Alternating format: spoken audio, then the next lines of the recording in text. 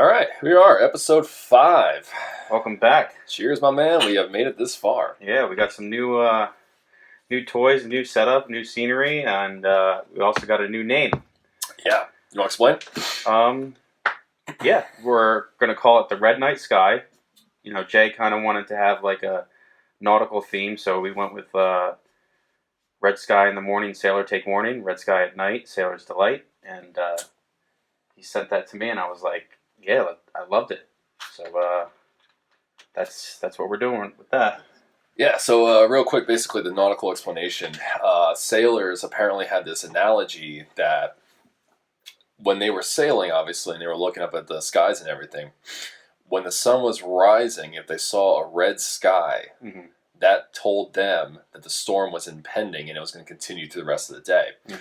Whereas if they saw the red sky at night when the sun was setting, they knew that that means the storm had pretty much passed. It would go through the rest of the night, and then they would be clear by the following day. So to me, I thought it was pretty cool because I think, like, in so many ways, in a metaphorical way, we are, we're just middle-class workers doing our 9 to 5 Monday through Friday. And then on the weekends, we're kind of like sailing through all the controversy and all the news and, all that kind of stuff during the week. So we're just trying to break it down, figure out what's true, what's not, and ultimately get to the end goal of a red sky at night. So that was that. And then we got the name, and obviously we upgraded. We got the new cameras all lined up, got the editing software, and Nick made the nice purchase of the new microphones. So hopefully the sound is a little bit better and you can hear us better, and just make this a little bit more enjoyable. This is only our 5th podcast, and I think we're making some progress. We hope you guys like it. So if you do like what you see, like and subscribe, comment, let us know, whatever. We want to hear back from you. And speaking of that, our last podcast, we talked about Q, the Fall of Cabal, and we got some feedback from some of our subscribers or fellow YouTubers, and we'd like to go over with that with some of you guys. Yeah, so like I said, on our last episode, we pretty much covered QAnon, digging into it, seeing what's about. We laid out some talking points, covered a lot of topics. And, apparently there was one person by the name of Black Barnes who laid out some pretty interesting content in the comments section.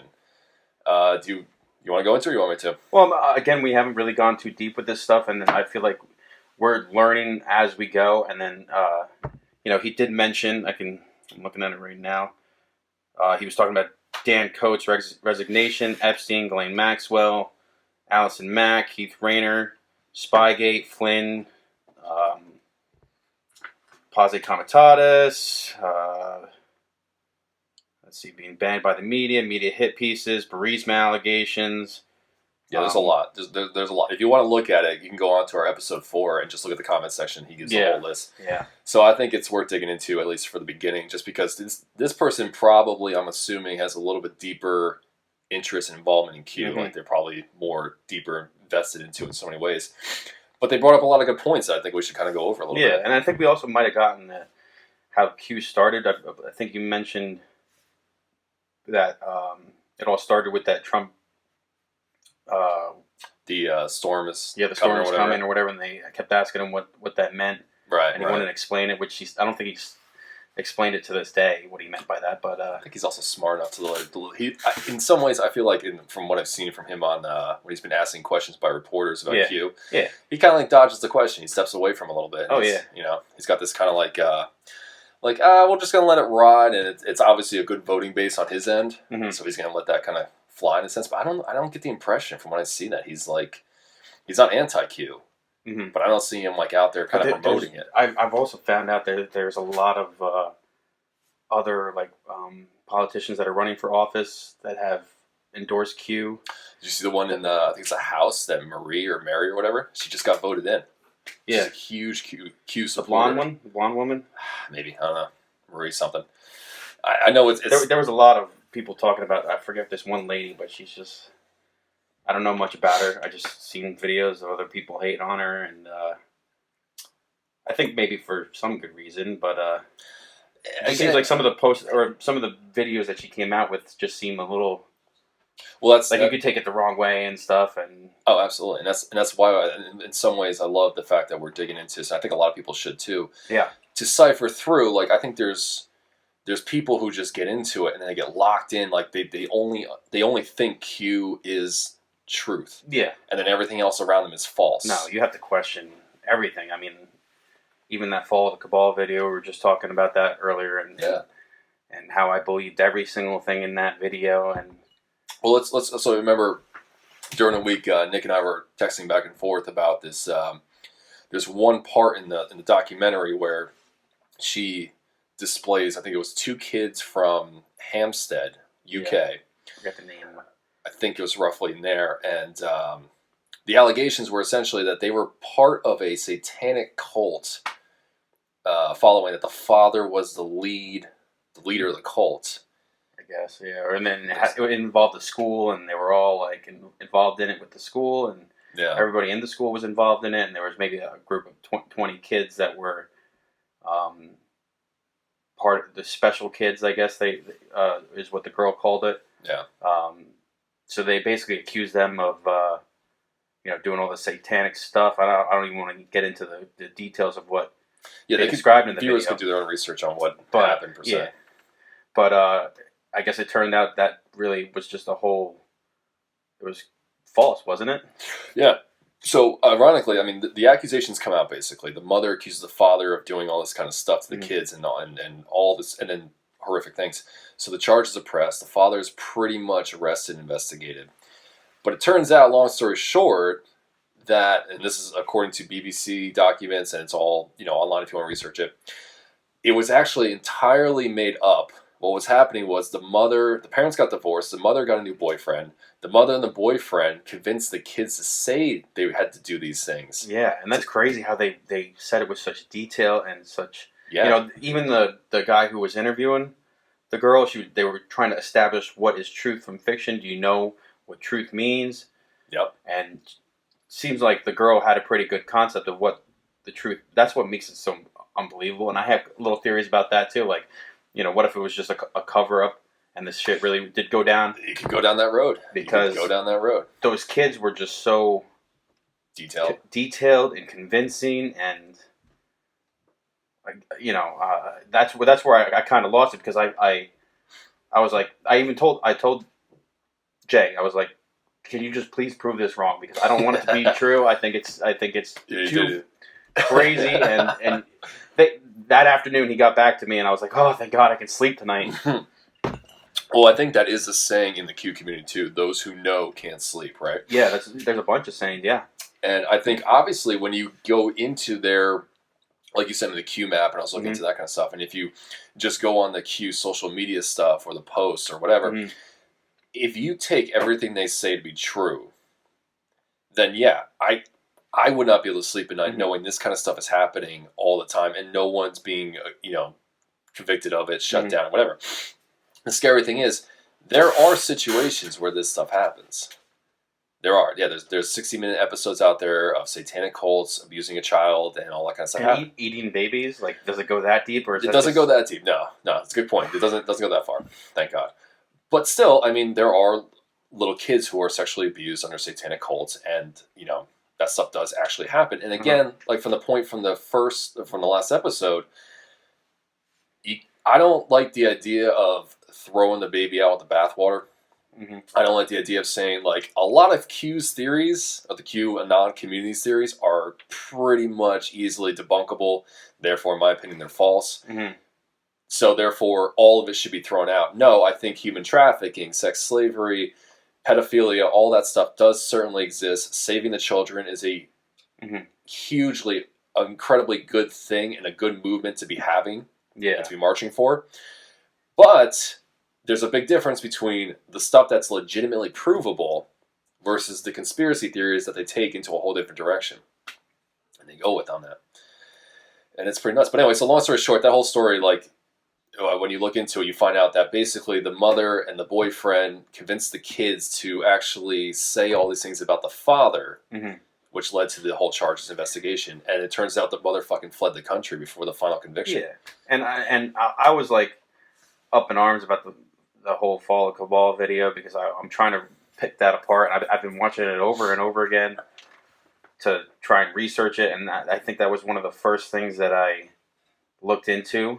and it's only one little snippet. So it's like she showed the picture of the two children with their names. So I just went off of that. I looked it up and I found all these videos and stuff. Yeah, exactly. And that's where I was like, oh my god, this is shocking. Yeah. And then I got kind of pissed. I was like, well, this lady's fucking lying, but technically she didn't really lie because she just posted the picture with the name and wanted you to do your own research on it. And she posted it with a bunch of other victims that I haven't looked into yet. I have not looked into these other stories, which I will. So I think I'll follow up with that in the future, at least for that section alone, because I do want to pick apart that video and see what's what, you know? Yeah, and that's a huge point to make in terms of getting into the Q communities.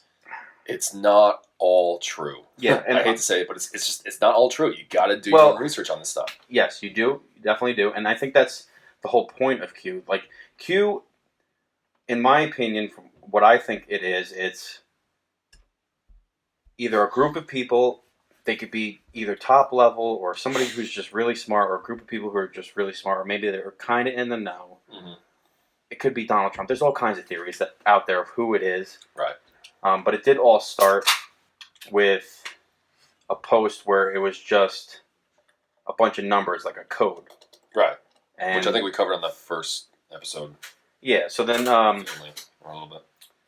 So basically, what I think is they drop these little crumbs, these little nuggets, whatever you want to call them.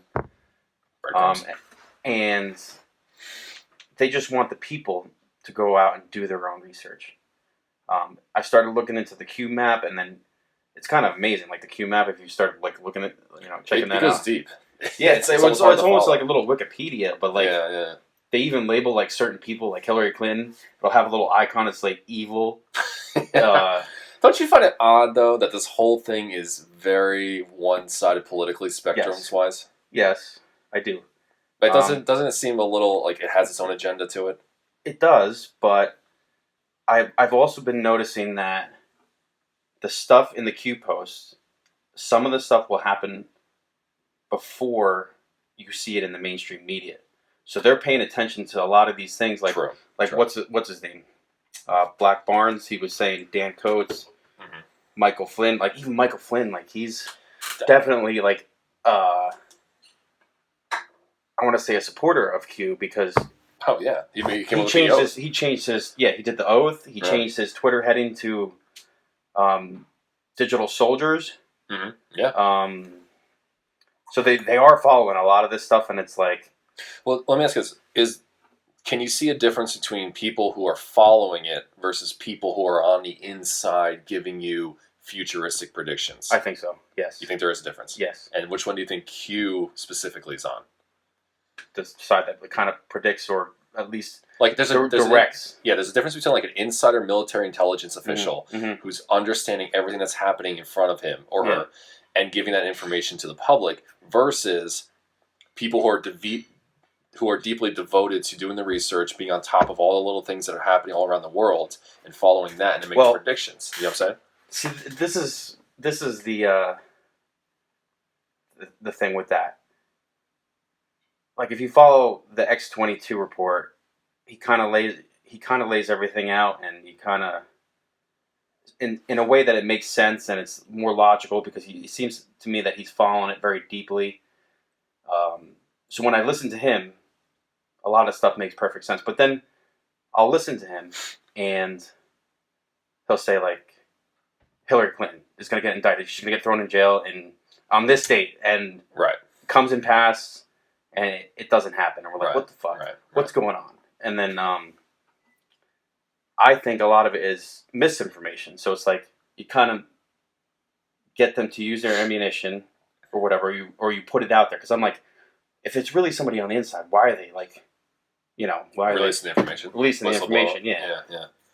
I think it's to make certain people nervous or whatever, or make them do something, or let them know that you're onto them or something like that, if it's true.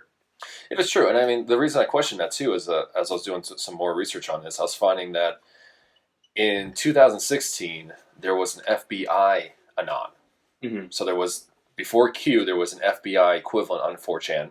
Yep. They were given information on high-level analysis and strategies, offering intel on the Clinton Foundation. They were doing those like Q drops, but FBI style.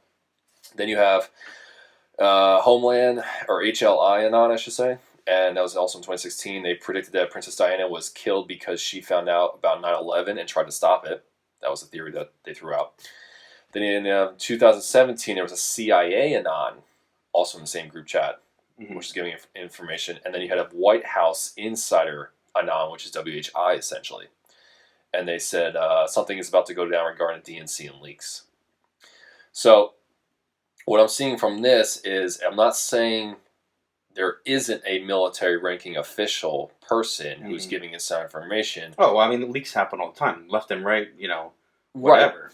What I'm saying even is, if it's not on a anonymous posting, I think maybe that might be a tool like that some people will use or whatever.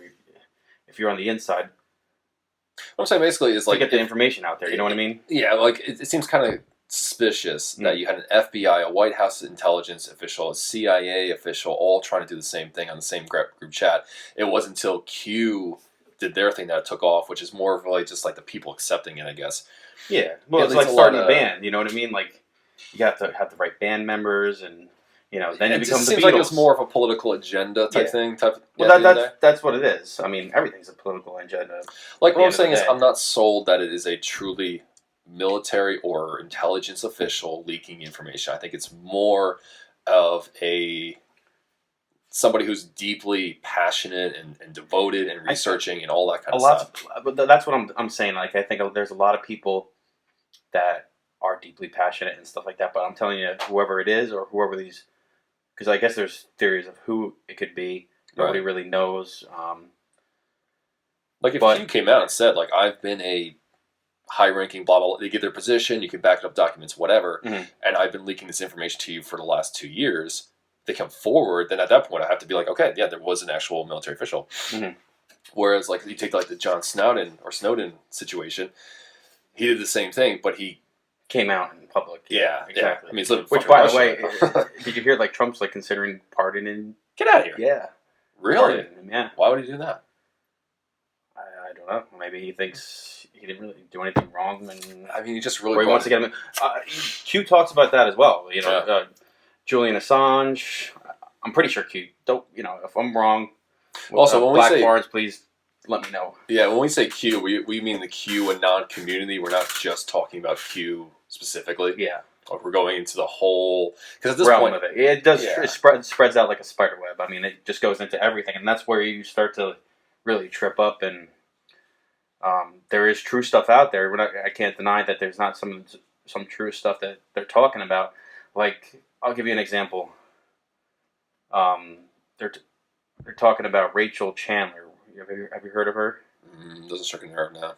It has something to do with Epstein and I think she was another one of those. I don't know if it was connected to Ghislaine Maxwell or. I'm not sure. I mean, I think she was one of those. From what I understand, don't quote me again. She was one of those. Was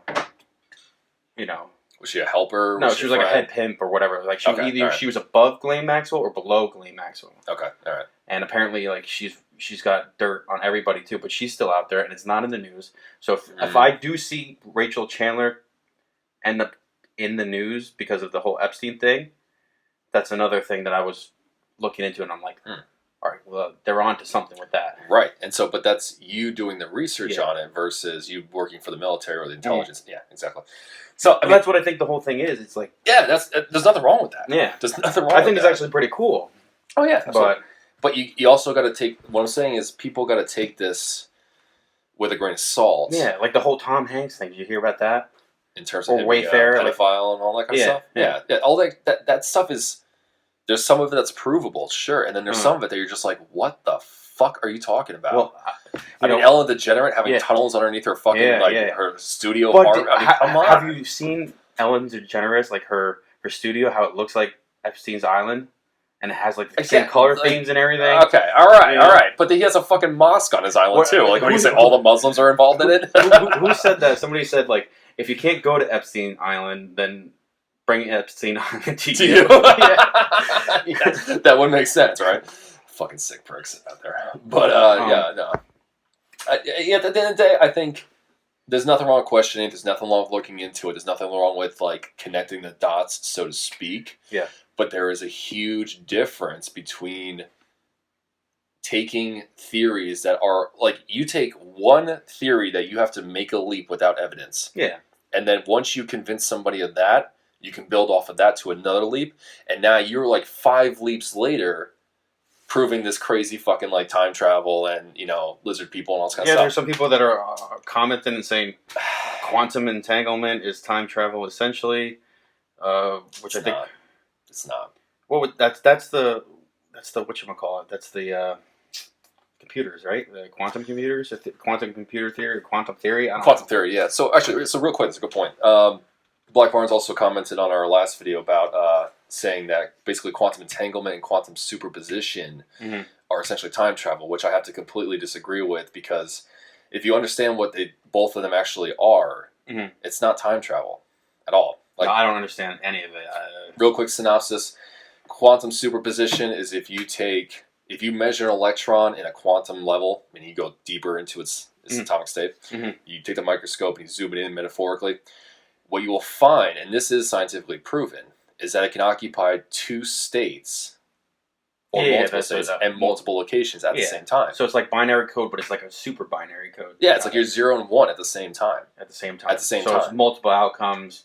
But then you go in the whole multi-universe theory. Don't just before we even get to that, just let's get to the basics of this.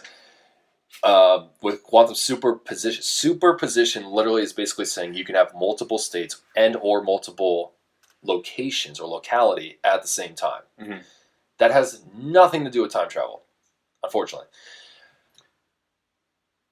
Wait, but I did hear some kind of theory about that whole superposition thing. Correct me if I'm wrong, but it's like it could be so you have like an on and off or whatever, but you can have an on and off, like an on here, but 1,000 light years away, there's the off. Does that make sense, or that am I wrong with makes sense, and that's scientifically possible. But that doesn't prove anything towards time travel. It's the point I'm trying to get at, basically. Yeah, let's not dwell too much on time travel. I mean, it's like... Well, again, one of my perks is, like, if you're going to use science to prove theory, the science has to prove the theory. But didn't Einstein say, like, it's theoretically possible? Like, no, he said actually the opposite. He said, well, I can't say for quote by any means, but he basically... No, he didn't. I thought he said it was theoretically possible, but it's like, we cannot accomplish that with our technology, like any time in the near. Like you said in the last episode, to create like warp speed, warp drive. Yeah. You take space time, you fold it together, you create a little pouch in the middle for the camera, so you just kind of go through it essentially. Yeah. And what you're doing is instead of traveling all the way around to get to it, you're just jumping like a fraction of a millimeter to get to it. That does not include time travel. What that says is that you can go great distances in shorter periods of time. What his theory of relativity, when you get to special relativity, essentially proves is that time can move forward at different rates. Time dilation, essentially. So if you get in a rocket ship and you travel to Andromeda, and if you're traveling at like I understand that theory. Okay. Faster than light or whatever. Exactly. But that's only going forward. Did you see that movie Interstellar with Matthew McConaughey? Oh yeah, great movie. Yeah, I still don't really understand how they, because that had like time travel in it, right? And then he's like behind a closet. True. Good point. Good point. But that was like a whole. It was. What he also transferred into a black hole, which offers 2 different arguments on that argument alone. One is the fact that we have no idea what actually happens once you go over the horizon, the event horizon, because once you go into it, it's theorized that everything becomes one, whereas there is no past, present, or future. It's all existence at the same time. Yeah. That way, okay, all right, I'll give you a breadcrumb on that. But I'm not going to jump into the fact that like somebody's figured it out, somebody's already there, and they're reaching back to us to make us believe it's time travel. That would be so awesome. It would be, but then again, there's another philosophy to this, which is if time travel is possible and you go back in time and you kill your grandfather, do you die? or stop your parents from getting married. Exactly. You know? Exactly. And then what happens when you do that? Get hit by a car. Yeah, whatever. I would suggest just taking like, your the drink out of one of your parents' hand the night before or whatever, just to kind of slow the process down. But the point is, nevertheless, poke holes in condoms. Yeah. Have kids before and after. Yeah. Well, now you have 16 brothers. What? Always wanted a brother. Yeah. All right. So here's a good segue into, I guess, the rest of our podcast. We are never mind. One more, because Never mind. I had such a good one in my head. But just hold on. Give me like 2 seconds on and this. And then go back to the time travel thing, and then I'll do the segue. Also, I'm going to go to the other thing that he suggested was quantum entanglement. Okay. Now, quantum entanglement is one of the most fascinating theories of physics, which actually has been proven true. But the reason I want to talk about it real quick is because if you do understand it, like, it's the most mind-blowing fucking thing out there. Which is basically, if you take two electrons and you use, I'm pretty sure, a laser to make them spin in the same direction. Okay, the same directional spin, angular momentum, they're giving off a magnetic field, and you separate them. You can change the spin of one direction, of one electron, the other one instantaneously changes its spin. They're entangled. But we have no idea, other than the quantum field, how they communicate like that. Think about that. Okay. They did this test multiple times by multiple research teams. The farthest distance originally was 9 miles. 9 miles, right? China has come out in 2017, I believe. Yeah, 2017. They were able to send a entangled photon from a satellite to Earth. They are beginning to use this technology right now to communicate. I mean, I don't know how far along the satellite software is or anything, but as far as I know, they've proven the tests that they can send a entangled photon from a satellite to fucking Earth. We are in a new age. I'm gonna have to look into that. That sounds very, very interesting. Yeah. I wish we had like a scientist or something like that we could have on the podcast. And someday. What they're also doing with this is also the concept that where did you hear about this? Well, I was recent when I looked at the comments. I went, because I haven't looked up quantum when I studied physics in college. Like, this is like 8 or 9 years ago. Yeah, it was much in my head, and then like he brought it up, and I was like, let me just double check to make sure I understand everything. And there's no new evidence. I go back to make sure the quantum theory is real. It is. Okay, quantum entanglement, real. It is. Okay. New research shows they've actually expanded on it, and they have these things called quantum clouds, which are multiple particles essentially that all behave in the same manner. So you could entangle the entire cloud of particles, which the whole emphasis of this is where you can take it, basically, right? Because you can send messages that far apart without having any physical, well, you don't need any physical hardware by any means, obviously, but you could dramatically expand your capacity. So think about, like, you remember when we were young, computers were first coming out, and if you got Oregon Trail, man. Yeah, and you had like 1 gig of hard drive space. Like, you had to be like that much. I don't even think it was that much. 1 gig. Now it's not, but back then it was like, if you got a gig of space in your like Windows 95 or whatever, you were like you could run all the new games and all that kind of stuff. I remember putting like the floppy disks in. Like, there are kids today that don't even know what floppy disks are. No, we're in the old. Don't know a lot of stuff. Like, I really feel old. Like there are kids that are like, I'm gonna make you feel old now. There are kids that are 19, 20 years old. Right. Well, maybe not. They're definitely not 20, but that weren't born during 9/11. They weren't even, seriously? Or they were a year old or 2 years old. So that makes sense. You know? But yeah, think about that. I don't know. That's pretty nuts. I don't know. So anyway, to me, the scientific advancements of quantum entanglement's fascinating. Unfortunately, it still doesn't prove time travel in any sense. So, taking that off the list. Black Barnes, thank you for the comments. Definitely appreciate that. Yeah, and everybody else, Connie. Well, there's a lot more stuff that actually I think is also worth going into. Once you make your comment that you were going to go into. Well, I think that in the future, we're still going to keep maybe bringing up Q, following that stuff. We want to kind of just follow the stuff that we are getting into. It might come up. We might have a whole different podcast. Time travel, whatever. Well, what did you think? I found the Nexium, Keith Reiner, and Ally Mack situation. I didn't even know about that until he brought it up. It's like Nexium. What was Nexium? That was the Remind me. NXIVM was basically, it's an underground sex ring. They brought the whole thing down. It's all closed up. Where basically this guy, I think it's like upstate New York, he was convincing women that he was going to bring their professional level to the next level. And it turned into a secret sorority, basically, where all these women believed that he was the enlightened one. He was going to save their careers and their lives and all this kind of stuff. And of course, what does he do with it? He sleeps with them all. So basically, it's a cult at the end of the day. Yeah. So who was it? Was it tied to anybody? The CEO was Keith Reiner or Reiner, or I can't pronounce his last name, but it's up there. Allison Mack was a big proponent of it. She was involved in it. Oh, she was that movie star, right? Mm-hmm. Okay, I think so. Not really a movie star or high level, but she was in Superman or something like that. I forgot what she was in, to be honest with you. But the point is, Black Barnes brought it up in the comments section, and somehow it's tied to Q. I didn't do enough research to see where Q or the Q community predicted this whole thing coming down. If it's true, that's one for Q, because they obviously did. If they predicted it, then they got it right. Yeah. So that's acknowledging that. The Dan Coates resignation. If Q predicted this stuff, you got to give him credit's due. Yeah. No, there's a lot of stuff, and that's the other thing too. And especially if you follow X22 report, they go back to the post. They'll go back to a post. There's thousands and thousands of posts. Yeah. Some of them, I think they are Q, because I guess they have a header with Q or something like that. In the Q map, it says specifically what Q says. What Q says. Yeah, that's what I was trying to figure out, because then he comes out with or he or she or whoever it is comes out and says, or they come out with different headers or whatever. It'll say Q.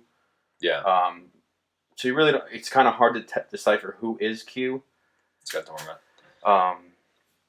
Well, that's the other thing too, is there's Q drops, right? Yeah, but you can go back to this stuff, and then what do they do? Yeah. Like they do a lot of times is they go back, and some of these posts it'll be related to today, and then they have the Q calendar, which is another thing I have no idea. Yeah. What that whole thing is. Well, let's get a little controversial for a second, right? Okay.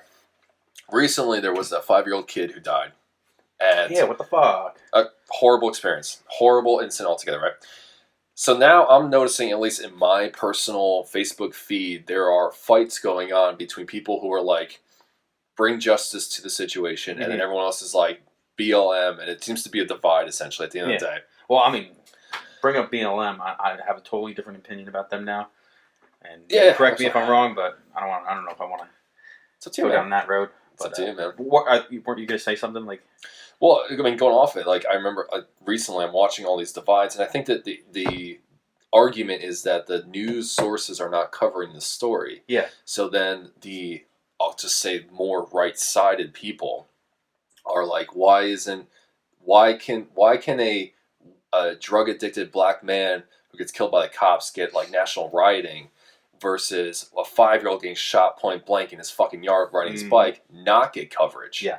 Right. Now, granted, I agree with the fact that they should get coverage on the story, but there was justice served at the same time, as best as can be, essentially. Yeah. That the guy was arrested, he's charged with first-degree murder.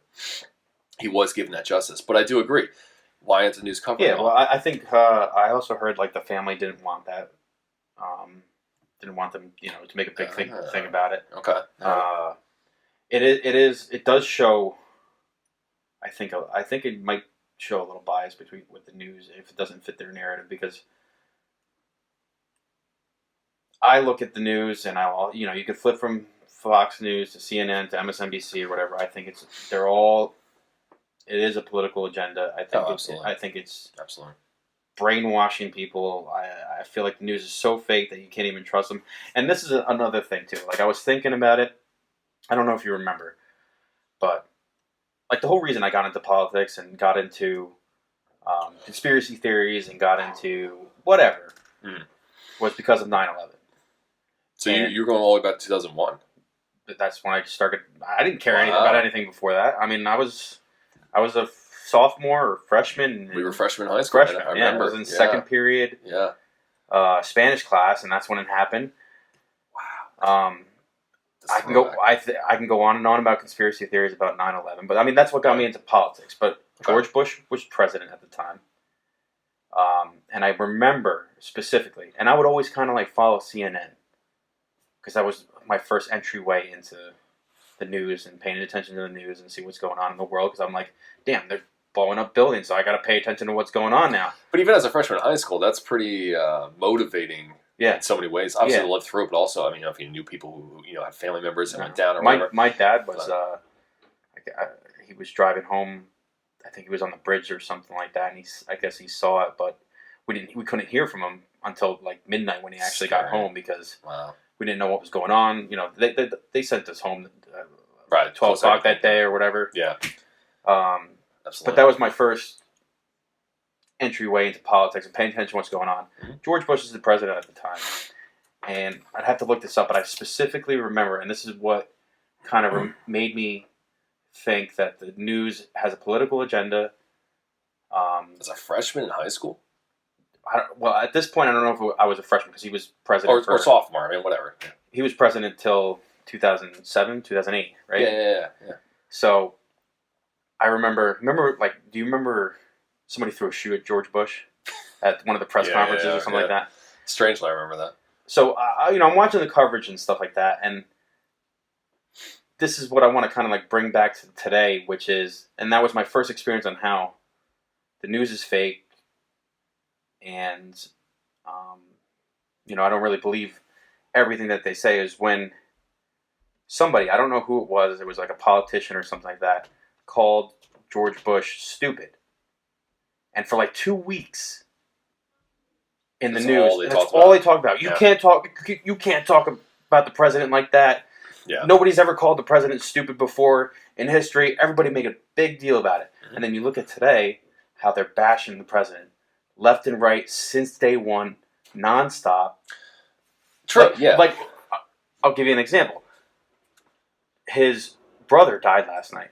Yeah. Robert Trump. Right. Sad. Overnight, hashtags are going out saying it's the wrong Trump. Jesus Christ, man, that's horrible. Yeah, I mean, when I look at the news stuff, and in terms of like it being true or false, I could take a conspiracy theory website or blog or whatever, and you can get just as much, I'm not gonna say intel, but the way I look at it is like you have news sources, you have media, you have social media, you have conspiracy theorists, and you have like the underground dark web, essentially, right? Dark web, oh man, that's a whole nother thing. We're not even touching that today, but yeah. There's a whole range of all these different media accesses, right? Mm-hmm. All of them have some truth in their stories. Yes. So again, with the advent of the internet, which completely revolutionized our entire existence, you have the availability to do your own research. With that, you can look at all these. I look at like something that CNN or Fox News does, covers, as a tipping point. Yeah. That's something that I'm going to be like, oh, I'm going to look into that later when I have free time. Yeah, but sometimes, most of the time, you never do. You know, it's like you'll see stuff in the news. You know what I mean? Like people forget. The mass population will forget about certain things. Yeah. They'll hear the fake news. They won't hear the retraction, or vice versa. Like, oh, what's going on with this? And then 3 days later, I don't give a fuck. No, I got my paycheck. I'm going to do something this weekend. Yeah, how easy is it to believe? Yeah. At the same time, like it's like, if you're going to look at like a peace deal between Israel and Iran, or Saudi Arabia, I should say, it's not hard for me to believe that deal actually happened. I'm not going to like go into deep investigation into making sure there was a paper signed about it. Yeah. I'm going to believe that happened. It's hard to follow everything and see if it all makes sense or what's going on. Well, you just got to use intuition at the end of the day, I think. There you go. Intuition. Like, do you feel like now with the whole climate in 2020, like, which is an absolute shit show, you feel like all knotted up inside, like something, either you don't feel right. Do you feel right? I feel like there's extreme amount of tension. Yes. I'm seeing it everywhere. Everybody talking about it. Everybody. Yeah, and I mean, Trump is a polarizing politician. Mm-hmm. Not saying good or bad in this argument. I'm just saying he's a polarizing, which means when he comes into the mix, people automatically divide into one side. What's more polarizing? Is it him or is it the media, though? No, it's not the media. I feel like the media is just... No, because the media has always been polarizing. Not to this extent, though. This is like dialed up to 11, you know? No, there's always been political divide. You've always seen CNN versus Fox News. I mean, I remember being like 22, 23 in college. Yeah. And being like, oh, there's a study that came out that showed that Fox News followers are less educated. Mm-hmm. And I was like touting that as a dumb fucking liberal, basically, saying this. obviously, eventually, time goes on, you begin to question things, and you look at the narrative or whatever, and you see it. Yes, but that's on both sides. That's always been there. The only reason it's more exploded, in my opinion, we have more media, more people, more exposure. Mm-hmm. It's not. I don't think. Like, I'm not saying Trump's a bad person in regards to like being divisive. I think it's just his nature. His filter comes off when he speaks. But think about Obama. Obama was very divisive. He really was. Sure. I think it's an escalating timeline. But that's the whole thing. Like when I was trying to make the point before, where they called George Bush stupid, and for like 2 weeks, it was a solid 2 weeks where they were arguing about this left and right. Nobody has ever talked about a president this way. And well, speaking of CNN, I mean, I watched it this week. Mm-hmm. I don't know if you saw this, but when Biden announced Kamala Harris for the VP running mate, and then they brought on a political analysis on CNN. The political analysis was like, well, listen, I mean, Biden is a flawed candidate. She got so much rhetoric and backlash from the CNN community just for saying he's a flawed candidate. All over Twitter. Who said that he was a flawed candidate? A political analyst on CNN. You can literally look up the YouTube clip of this. Going down. I mean, like, you can't question your candidate's like flawed. Like, same thing with Fox News. Tucker Carlson mispronounced her name and said it was Kamala, or no? How do you pronounce it now? Fuck. Oh, go Kamala. Whatever. No, it's Kamala. That's how you Kamala. Well, this is how they were portrayed. Tucker Carlson said the opposite. It wasn't Kamala. So he had somebody on the show, and he kind of went off on Tucker and said, first off, you got to pronounce her name right. You're always mispronouncing people's names on this show, blah, blah, blah, like kind of trying to attack Tucker Carlson. Right. You know, I could see how they, mispronounce like Ocasio-Cortez. That's not hard to believe he's mispronouncing the name. Exactly. So they had that whole thing. So then I think he might have mispronounced it again, or he might have come off seeming like he was sarcastic or something. I mean, come on. Exactly. But, I mean, no one cares. But then CNN goes and makes this big stink about how Tucker Carlson mispronounced her name. He's a racist, this and that. Like, they had this panel on. They were talking about it. Mm-hmm. Mm-hmm. So then the next night, Tucker Carlson brings that up again. He brings it up himself. He brings up CNN talking about how he mispronounced the name, and they're like insinuating that he's a racist, and that if because Kamala's black or whatever, that she's immune from criticism and stuff like that. And then he goes to Biden, who mispronounces her name. Who mispronounces everything. But mispronounced his own vice president's name. After this whole discussion. This whole after all that big blowout and everything. Yeah. It's fucking nuts, man. Like, they jump on a bandwagon. I definitely agree there is biasm in the news. I definitely agree it is. You could make the argument about being fake in terms of they only show what they want to show. Mm-hmm. There is an agenda. I'm not denying that in any sense of the word. But when they say also to the extreme of fake news and people are like, you can't believe it at all, you got to have some, there's, when you read a headline, when you watch the news, that to me is a signal for okay, I'm going to look into this further, basically, for just about everything. When I saw recently, there was an article about this week, Warren Buffett sold a bunch of shares in his banking portfolio, or his portfolio that hold the banking stocks. He bought gold. Did I just believe the article? No, I looked into it a little deeper. I made sure other articles backed it up. There was other research, blah, blah, blah. Turns out it was true. The examples go on, but you can't, it doesn't mean you dismiss it entirely. It just means you got to take everything you see with a grain of salt. Mm-hmm. And like you and I are doing, do your own research at the end of the day. Yeah. At the end of the day. Speaking of Biden now, we have a very interesting clip to pull up, which I found online. This is classic. This is a clip basically of another group of guys doing a podcast, and they showed Biden's, they montaged all of Biden's misspeakings during his interviews in the last year or so. So we're going to show this real quick. And let us know when you think it's kind of funny. It's a little bit long, so it's going to be on there for 5 minutes or so, and then we'll talk about it afterwards. But we're actually going to go to break right now, and we'll be right back after the video, and we'll keep on going. Rapidly rising in with with, I don't know. Why doesn't he just act like a president? That's a stupid way to say it. You know, Donald Trump was asked on... Sorry. Go ahead. No, I probably best I don't know what I was going to say. Look, tomorrow's Superstar Tuesday, and I want to thank you all. I tell you what, I'm rushing ahead, aren't I? I would eliminate the capital gains tax. I would raise the capital gains tax. We choose unity over division. We choose science over fiction. We choose truth over facts. I commuted every single solitary day to Wilmington, Delaware, over 500 miles a day. 250 miles a day. All right, Chuck, thank you very much. All right, it's Chris, but anyway. I just did Chris. No, I just did Chuck. I tell you what, man, these are back to back. Anyway, I just can't figure the guy. It's like watching a yo-yo. I shouldn't have said it that way. It's like watching. It feels that way. I want to ask you. I'm coming directly to you for ask a quick favor. And I tell you what, I'm so darn proud. And those poor people who have lost, anyway. I've been here a number of times. Last time was, I think, all the way back in 2014. But I've been here before that. I love this place. Look, what's not to like about Vermont in terms of the beauty of it? And what a neat town.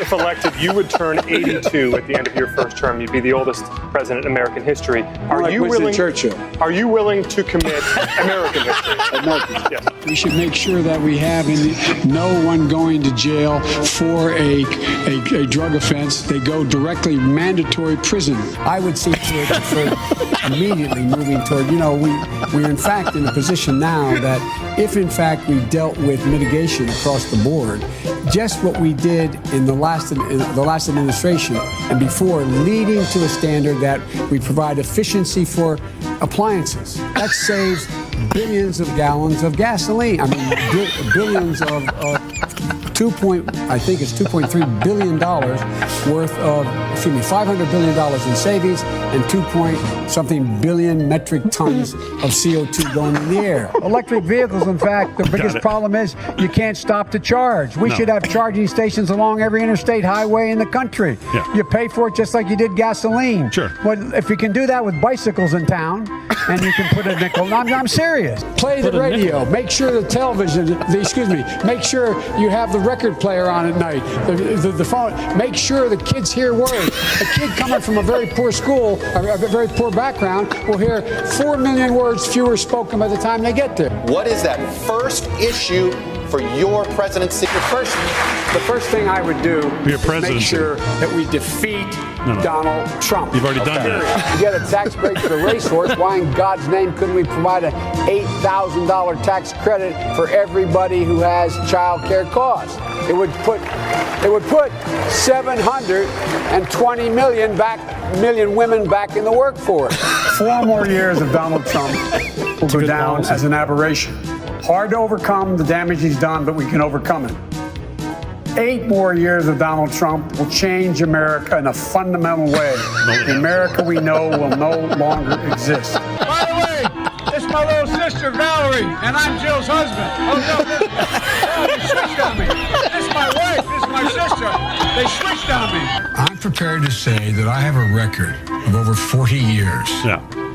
And that I'm going to beat Joe Biden. No man has a right to raise a hand to a woman in anger other than in self-defense, and that's rarely ever occurs. And so we have to just change the culture, period, and keep punching at it and punching at it and punching at it. If you agree with me, go to Joe 30330 and help me in this fight. Oh, yeah. You're a lying dog-faced pony soldier. You said you were, but you're... Why attack Sanders? Why? You're getting nervous, man. Calm down. It's okay. 150 million people have been killed since 2007 when Bernie voted to exempt the gun manufacturers from liability. There are probably anywhere from 10 to 15% of the people out there who are just not very good people. We hold these truths to be self-evident. All men and women created by go. You know the thing. We have this notion that somehow if you're poor, you cannot do it. Poor kids are just as bright and just as talented as white kids. It's a long way until November. We got more questions. You got more questions, but I tell you, if you have a problem figuring out whether you're for me or Trump, then you ain't black. I'm ready on day one after more than 3 years in office. Why isn't Donald Trump ready? Mr. President, wake up. Because we cannot get reelected. We cannot win this reelection. Excuse me, we can only reelect Donald Trump. Holy shit, dude. What do you think? Oh, man. He is off his rocker and not in a good way.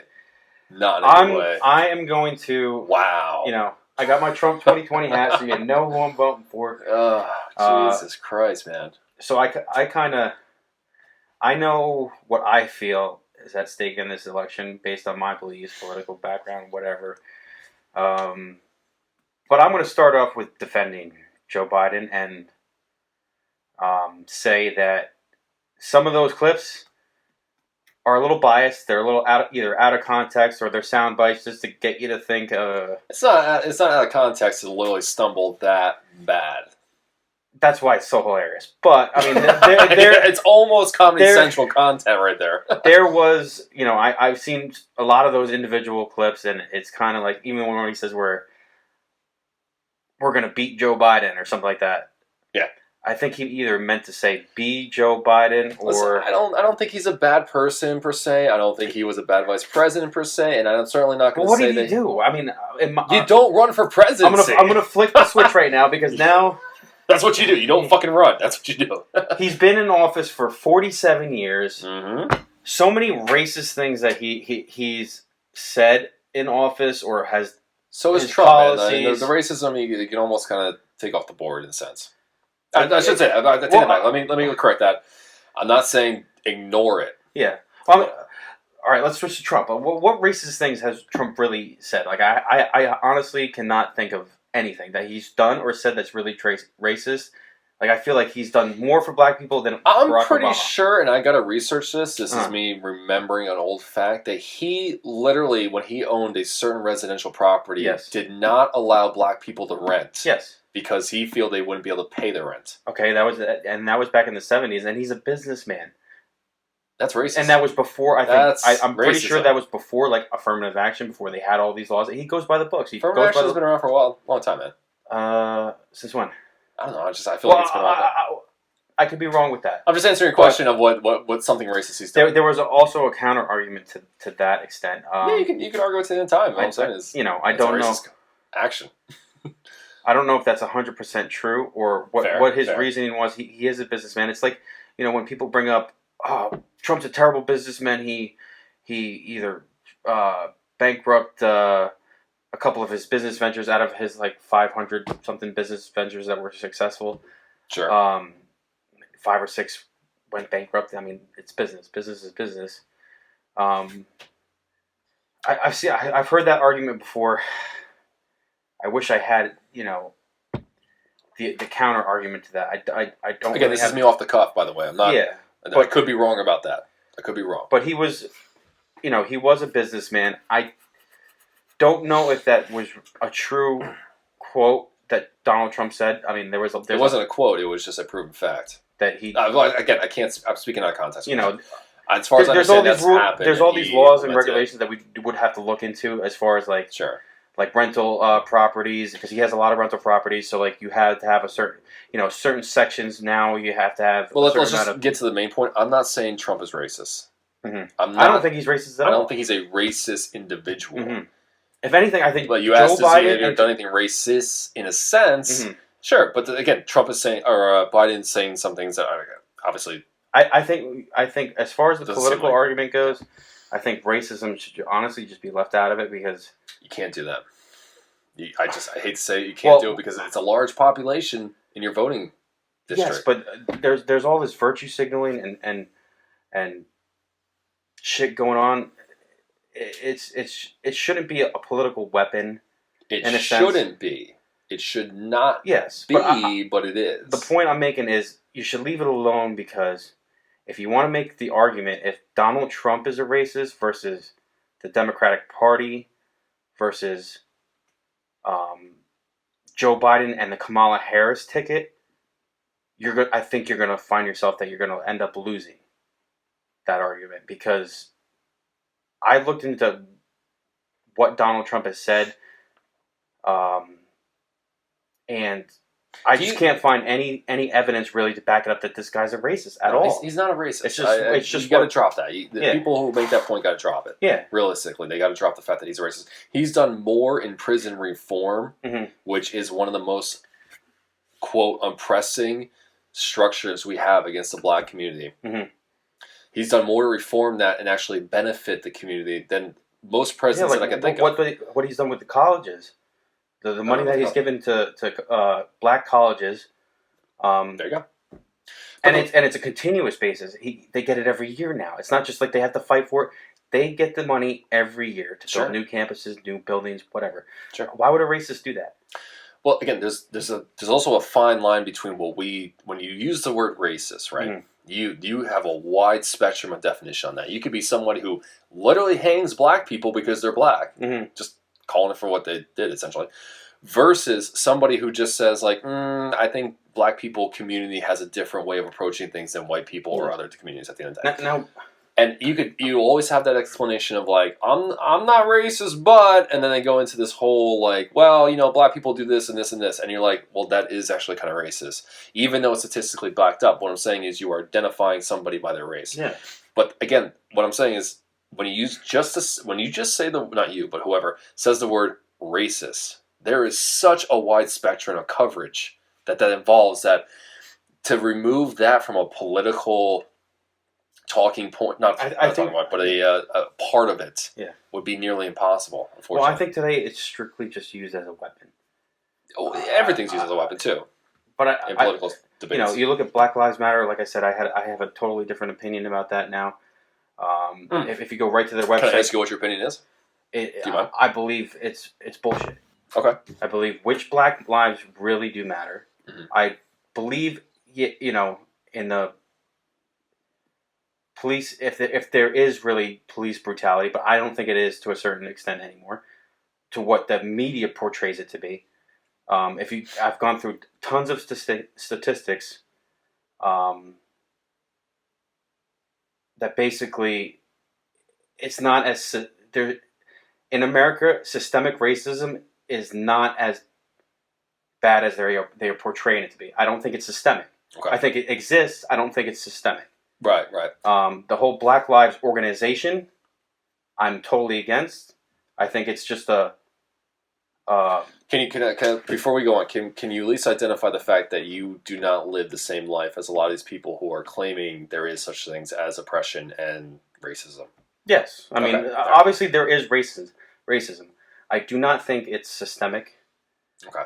I do not think it's systemic through the police organization, through law enforcement, based on the statistics. I believe that it's a much, much broader issue. I believe that if you go all the way back to the beginning, you're talking about like the just to kind of sum it up real quick, you're talking about the fact that like police kill more white people than black people on an annual basis. Yeah, right. So that kind of stuff. All kinds. Yeah.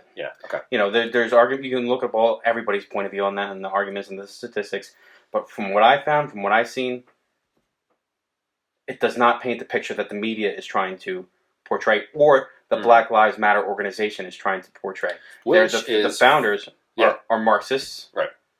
I don't agree with that ideology and philosophy at all. You're not a Marxist? No, not at all. At least not yet. We might all be soon. So you go to their website. We can go to their website right now. Yeah. You click on donate. Have you seen that? I've heard about it. You click on donate. It goes to Act Blue, which is a Democratic. Basically, they launder money. No surprise, this is a Democratic supported, if not funding, active group, essentially, at the end of the day. There's no surprise to that. And then you go into George Soros. He donated $220 million to the Black Lives Matter organization. I might be mistaken about another $220 million being donated by George Soros to the BLM, because that's like, when you're in line at a checkout station, they ask you to round up your change for donation. That's the equivalent to him.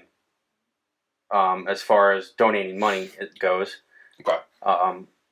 And then it comes out, what was it, July? July was Joe Biden's biggest, hottest month of fundraising. I mean, Right. you make the connection right there. Like, Jesus Well, Christ. again, I'm not arguing in any sense They're of just the word. funneling money to the Democratic Party. Yes. Yeah. Straight through. And they're not That's even hiding it, is the whole thing. Because I think the majority of people who support BLM are Democrats.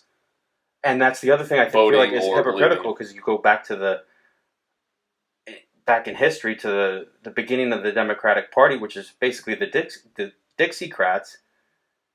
They became the Democratic Party. The Whig Party became the Republican Party. Who freed the slaves? Abraham Lincoln. Who freed the slaves? Abraham Lincoln. Which party freed the slaves? Republicans. Exactly. Right off the bat. Yeah, so I mean, you want to go back in time, and you want to start talking about reparations, you want to start talking about slavery. Yeah, but that's a huge jump going from the historical account. That, again, I make that point because it needs to be known. Yes. It needs to be known that Republicans fought the Democrats on slavery, and it was the Republicans who freed the slaves. That's huge. And the first senators and politicians were black in the Republican Party. There you go. There you go. I mean, but I do believe things have changed as well. Things have changed. Things have changed, yes. But I also believe that media really plays a part. I believe that there has to be some kind of insidious group out there that wants this to happen. And I'll make other points too. Because especially if you look at Biden, you look at Kamala Harris. Let's bring it back to today. Let's go back in time, or forward in time. What's that? Growing another beer. Sure. Keep going. Keep that off the. You look at today. You look at Kamala Harris, and you look at some of the laws that she has passed that locking up black people for smoking pot. Hold on. Before you go into her candidacy, let's sum up the BLM opinion first. Let's just get that. I think it's just a Marxist communist front for the Democratic Party to make some money and incite some violence and hate, and I think it's a hateful group. I think it's, in my opinion now... I think it's a hateful group. I think the organization is. I think some people are being misled. I think that, and then you start looking at the... Like the kid that got shot. You're saying the 5-year-old? The 5-year-old, yeah. You look at what happened to him and the coverage that he's getting versus the coverage that George Floyd has gotten. I recently looked at the autopsy report of George Floyd and all the drugs that he had in his system. He died 30 minutes later in the hospital. Yeah, what the cop did was bad, but then now what's going to happen when it goes to court and you can't really make the case that it's first-degree murder or second-degree murder or even murder? Right. Because now he died in the hospital 30 minutes later. Absolutely. And the reason I wanted to bring up the BLM movement because I had a very long, entertaining conversation with an anesthesiologist I work with this past week. And she was explaining to me, she's going over the medical reports, toxicology reports, and she's like, listen, you're on methamphetamines, you're COVID positive, and you have fentanyl on board. Your heart rate is going to drop. Anesthesiologists during procedures they routinely give fentanyl, but they have a counteractive to it to make sure the heart rate doesn't drop too far. Yeah. So when you lay out the whole argument for it, in my opinion, especially after talking to a professional and her medical advice, it was clear to me that, especially with the autopsy report coming back as a cardiac arrest as opposed to couldn't breathe, essentially. But can not breathing cause cardiac arrest? Essentially, yeah. I mean, like you can get into the dynamics of like having your knee on someone's jugular for 8 minutes. That's going to slow down. Maybe they might say it factored in, but then another thing is... Well, hold on, real quick. The point I'm trying to get at with this is that I talked to her. I listened to what she says. She's a fucking professional. I'm going to take her advice, And she made it very clear why she believes what she did, which ultimately was the conclusion that the cop did not kill George Floyd, which I totally agree with after hearing a professional opinion about it. But and the autopsy. But also now, after seeing the video of the cops, what happened prior to that, they weren't out there to kill somebody. They weren't out there to end this guy's life. No. You saw some resistance. You saw them actually going up. What's going on? They go up to the guy. They're talking to him. They're talking to the guy on the other side of the car that he was in. The same person, another black person on the other side of the car. Two different outcomes. Everybody's got personal choices to make. Sure. Maybe the other guy wasn't on drugs. Now, how do you decide what? How do you decide?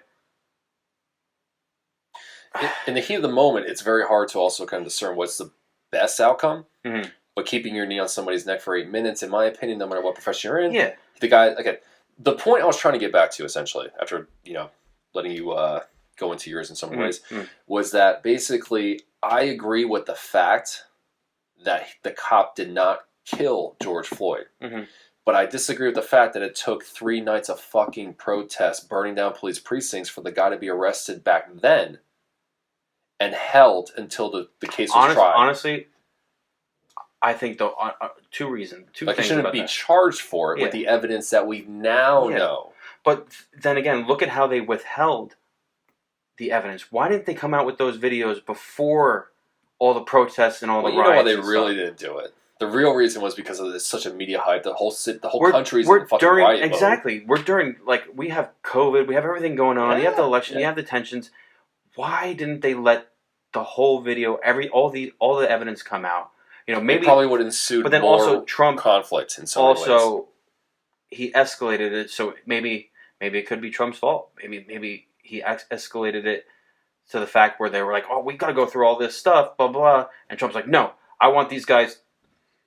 He jumped on the bandwagon of the rest of everybody else. Yes. Yeah, so maybe they were like, "All right, well, we're not done going through all this stuff," and then you have the cell phone evidence and then what ideally should happen. Media I think what BLM needs to kind of realize they're going way too far with this shit is that in my opinion, you could easily make the case with all the hundreds of situations. Because again, a lot of people want to point the George Floyd situation as like, well, this is what happened, this is what not happened, therefore the whole thing should be thrown out. Just like Q. You can prove a lot of shit wrong. Doesn't mean you throw the whole baby out the bathwater. In the BLM movement, this is going back to baby out the bathwater. I mean, sorry, it's kind of pedophilia, right? It goes back to this, like Rodney King in so many ways, where it's not even so much that the cops would or would not be charged with first-degree fucking murder. Mm-hmm. It's that initially this happens and nothing happens. They get like a 2-day suspension, whatever. The main argument that I can get behind is that there are incidences of police brutality that need to be, in that instance, you get the cops, you bring them in, you hold them until the trial and the evidence and all that kind of stuff. That's it. If we lived in a perfect world, I mean, I feel like... That's not a far stretch to make, in my opinion. It's not the same as there is racism that all cops are trying to kill all black people. We should defund the police, which is complete bullshit. We should abolish the police stations like Chaz. That's all bullshit, in my opinion. Look at what's going on in Chicago. Every weekend they got 14... There's a Chicago death count and shooting count. It's like a war out there. Again, there's a big difference between black people killing black people, only in the sense that they are not cops. They did not sign up to promote and serve justice. Like, when 2 black people kill each other, just like the black person who killed the 5-year-old, they get arrested. If they can find the person, they get arrested, essentially. From that arrest, there are trials, there is evidence, there are lawyers, defenses, blah, blah, blah, blah, blah. The grounding argument of the movement initially was, why aren't, like Rodney King, why aren't these cops being arrested and charged and serving time for what they did do? This cop who killed George Floyd, in my opinion, when you bring him to court and you bring out the autopsy, toxicology, and medical professionals on the stand, you're going to find that, in my opinion, he wasn't guilty of killing George Floyd. But that's a very good point, because you look at the outrage, and I feel like the media is implicit. I feel like they are responsible for the racism, the systemic racism in this country. The politicians are responsible for the systemic racism in this country. Because you look at that instance, if it was, you had the media, the social outrage, we were all ready to kill this cop ourselves. We all were like, let's hang him in the street, no trial. This is unbelievable. I'm exaggerating, obviously. But then the actual video comes out. Then you have the shooting a couple weeks later at the Wendy's, where it's almost the exact opposite. You see the resistance, you see, what happened, and then you were like, the cops are totally justifiable in this case. To a point. I don't think... I totally agree with you having to use force to bring him down. He was clearly not compliant in being handcuffed. You got to put your knee on his neck to subdue him, to get the handcuffs on, and to get him to just calm the fuck down. I mean, he was taking out like 2 He's a big police dude. officers. Yeah, he was a big dude. Yeah, absolutely, totally agree with that. You got to put your knee on his neck to fucking subdue him. I get that. But there is also clear evidence in the video from my own non-police force experience, opinion, that there is a point where, okay, you can loosen up a little bit. You don't have to keep your knee directly on his fucking jugular. You can loosen up a little bit. You can, you have 3 other cops that help you. You're talking about the George Floyd? Yeah, specifically. Like, there's a point. Now the 8-minute extension, and you got your knee on his neck, bro. You're doing that for personal reasons, and that's wrong. That should be charged for that. Again, specifically. I have a theory that, this is just my own theory. Looking at the video now, watching that video of his knee on his neck, how do you even know, unless you were him himself, how much pressure were you really putting on his neck? Like, maybe he was like, I'm just saying. I'm just saying. Now it comes down to not the person taking the cell phone video. 2 to 3 minutes. I'll give you that argument. 2 to 3 minutes. 4 minutes. 8 minutes. Whatever. 8 minutes, bro. I'm only making an argument. I'm playing devil's advocate. Okay. The only 2 people now, and this might be critical in the case as well. And this is just me talking. I didn't hear this from nowhere else. That's cool. If I put my knee in your neck right now, I could ease up a little bit. Yeah. I could put some real pressure on it. Mm-hmm. From the video, you can't really tell. The only person that's going to know is George Floyd, who is dead. Right. Or the police officer. So you're going to ground that as if we cannot tell, therefore you should not be charged for it. I feel like I'm not going to really that's going to come out in the trial. And I believe if that cop himself, he might use that as an argument, don't you think? Sure. It's just a prediction. The defense attorney's certainly going to try to make if somebody like me can think of that, and I'm not an attorney. The argument is not what he gets sentenced for necessarily. That will, I'm sure it will turn into a protest situation. The way it looks. My point is that the cop did not. Why didn't they arrest him until 3 days of burning police fucking cars, precincts, riding across the country? Because I'll tell you why. I mean, somebody in their office, somebody in their desk is looking around like, holy shit, they are coming after us now. They are burning shit down. But we got to do something to that. It shouldn't take 3 days of country riding to just take him and be like, listen, here's the situation that happened. We're going to look into it. Yes, you're right. That's all it should be. You're 100% right. It shouldn't take that, but now you can make that argument with a lot of other things. In a perfect world, you should do that type of justice. Yes. That's all. But listen, I feel like there's a lot of people out there. Yeah. Let's talk about the Second Amendment for a second. Sure. Let's talk about all the rights that are being taken away from law-abiding gun citizens. Tying into this main topic, right? Yeah. Okay. Yeah. All the Second Amendment rights people out there. Mm-hmm. The law-abiding gun owners. I mean. Mm-hmm. You take into account their persecution, what's happening with them and their gun rights being slowly eaten and taken away, eroded. Mm-hmm. In New Jersey, now you can only have a 10-round magazine. Right. California, they shut it down. Yeah, that's amazing too. That's another thing. California, all states. They overturned that. I'm like, 2020, man. It's just like shit show of a world, man. But yes, you can make that with other areas. Is what I'm saying. You can make that argument. Yes. Why did it take so long? So now you have a group of Second Amendment people out there, people who have guns, who are slowly, systematically being taken. Their rights are being taken away as citizens. More and more laws are encroaching. What's next? 5 rounds. What's next? Bolt action. What's next? No more guns. You have a candidate running for president who wants to make Beto O'Rourke their gun guy, their gun czar. Mm-hmm. Hell yeah, we're going to take your AR-15s. Hell yeah, we're going to take your AK-47s. Right. You have Kamala Harris, who's anti-gun. Biden, who's anti-gun. What's going to happen? Why are people going to say the same thing? Are they going to have the same argument? They're going to say, why did it take so long or why did they have to do this, whatever it may be, to get what they want? Mm-hmm. The big difference initially that I'm thinking in my head is the fact that even the gun right owners lose their guns. Mm-hmm. They're still alive. Not in most cases. If you reduce the gun ownership laws, there are people who you will just die. Lose your ability to hold 10 to 15 rounds versus 5 rounds, 15, 20. Look at we're talking about people being killed by cops, and then there are people who are willing to die than give up their guns. That's give up their gun rights. Fucking thing, man. Yeah, but it's not really the same. It's not black apples to versus oranges white in my versus- opinion. There's a big difference between people being killed by cops, and obviously it's the black community, and it happens. But again, I don't think it's systemic. I'm not going to say systemic. Again, I don't think or agree with defunding the police. Mm-hmm. I mean, I'll even make the case that they don't actually. It's not even, and this is just a rogue personal opinion. Mm-hmm. It's not that they need more training for the sake of like. No, they definitely need more training, I think. But they know how to execute the fucking thing. What they need to only kind of like, what I'm thinking is when they're putting you in a chokehold or their knee on their neck, the only training that could actually benefit them is literally learning when to release the actual pressure. For the most part, they seem like they're executing it pretty fucking well. And for the most part, it should be common sense, not 8 minutes and 46 seconds. Right. Thank you. And that's what it comes down to at the end of the day. It's not that the police force is wrong entirely or bad entirely. And as a tax-paying fucking American, I want the police. I want the fucking police. Do not get rid of the police. Do not get rid of the police. Apparently Seattle doesn't, but whatever. It's like the point is. Can you imagine living in one of these places and they're getting rid of the police and there's it's just anarchy? No, but it's just at the end of the day, take away the fucking burning of buildings and all this kind of shit.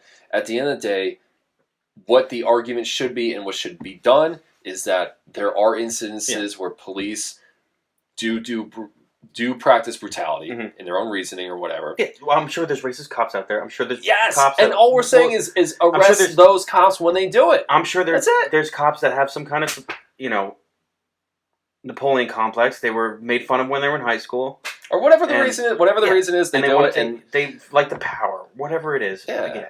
That's the real argument that I can support. But I know that there's a lot of good cops out there. I know there's a lot of good. Absolutely. You're in the health field, right? So I'm sure you know that there's doctors and stuff that kill patients on purpose. That's a whole other episode. It's a whole other thing. There could be serial killer not on purpose doctors out there, but they're so far and few in between. But that's the point. Is that you should not. This is an injustice being done, and it should be corrected. Or reformed, or however you want to say it. There is a big difference between reforming the need to reduce the fraternal protection of cops who do wrong, because there are cops that do wrong, that need to be arrested when they do wrong. Yeah. And then let the trial with all the evidence be presented and go from there.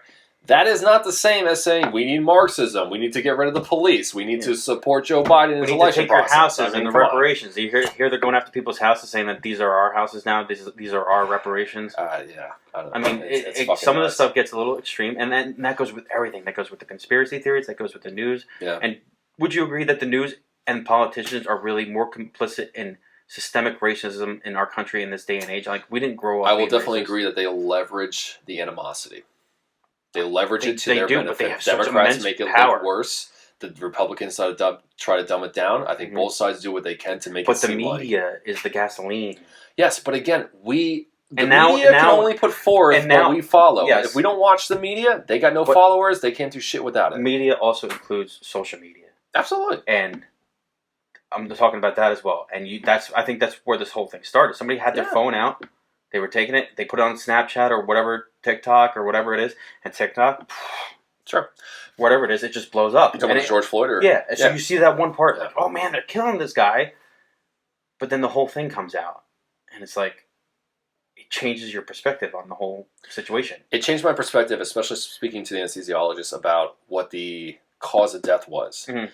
Do I agree with the Seattle? No. Do I agree with the burning of the police precincts? No. No, it's fine. Do I believe that people should march in the street and say, this is fucked up, we should arrest the cops? Yes. When it happened? That's it.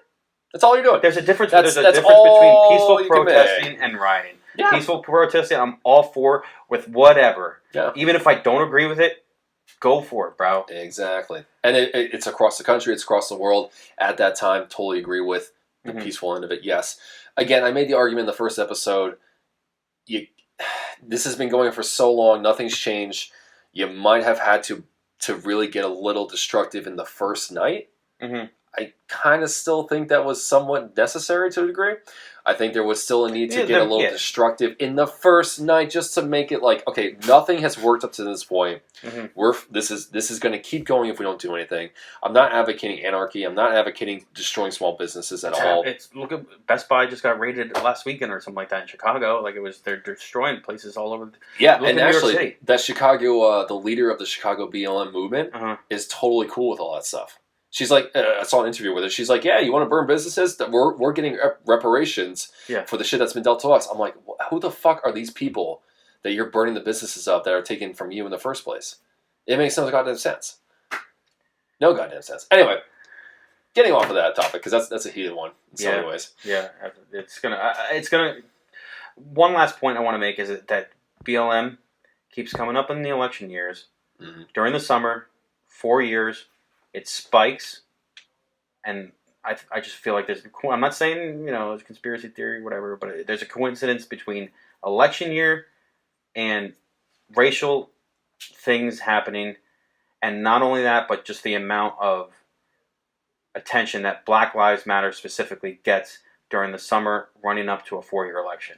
True, and I will say that the media and the news are excellent at pointing out, or they can figure out what we're emotional about. Oh yeah, and they can drive that home in a way that just emphasizes on so many levels. That goes even deeper with the data collection that they get from your phones, the hashtags. Somebody's counting these numbers, and somebody's using these numbers to make you think or make you feel in a certain way. And like I said in the beginning, I had a different opinion about Black Lives. Now it's totally different. I've done a lot more research, and it's totally different. Let me ask you this.